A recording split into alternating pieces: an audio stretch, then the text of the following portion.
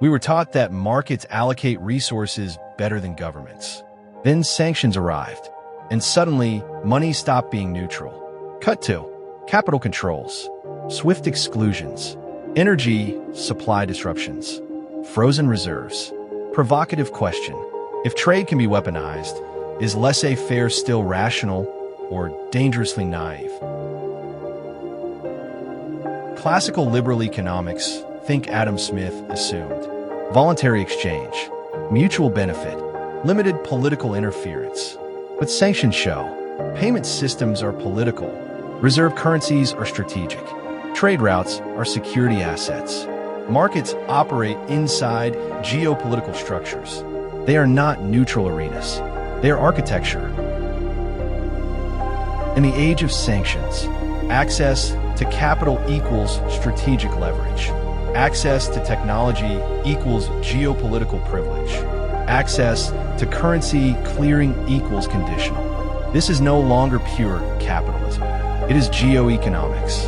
And when finance becomes a battlefield, laissez-faire become asymmetrical. Large powers can weaponize openness. Small countries cannot. For small states, they don't control reserve currencies, global clearing systems, major supply chains, yet they depend on all three. So the choice is not market versus state. It is dependence versus resilience. Here you can reference models like Slovenia, Croatia, Albania. Their formula is not laissez-faire purity. It is strategic openness plus institutional strength. Even historically market-oriented states abandon laissez-faire under stress. Industrial policy, export controls, strategic subsidies, financial restrictions. The invisible hand wears a security glove. So the real question becomes, is laissez-faire a peacetime luxury, or can it survive systemic fragmentation? Here is the sharp thesis line. Laissez-faire is not obsolete, but it must evolve from ideology into infrastructure, meaning the state must protect financial plumbing, secure energy access, maintain strategic reserves, preserve institutional trust, so markets can function even when the global order shakes. In the age of sanctions, the strongest economies are not the freest or the most controlled. They're the most adaptive.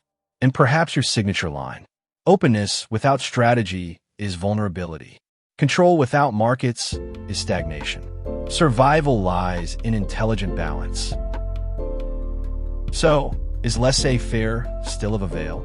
Yes, but not as a religion. In the age of sanctions, capital freezes, and weaponized trade, markets are no longer floating in neutral space. They operate inside power structures. And power does not disappear simply because prices move. Small countries especially cannot afford ideological purity. They cannot worship the invisible hand, but neither can they suffocate it. The future belongs to economies that understand something subtle. Freedom without architecture is fragility. Control without dynamism is decay. The real competitive advantage is not size. It is adaptability. And perhaps the real evolution of laissez-faire is this: not leave everything alone, but build institutions strong enough that markets can breathe even when the air gets thin. Because in the age of sanctions, survival is strategic, growth is intelligent, and resilience is designed. See you in the next episode.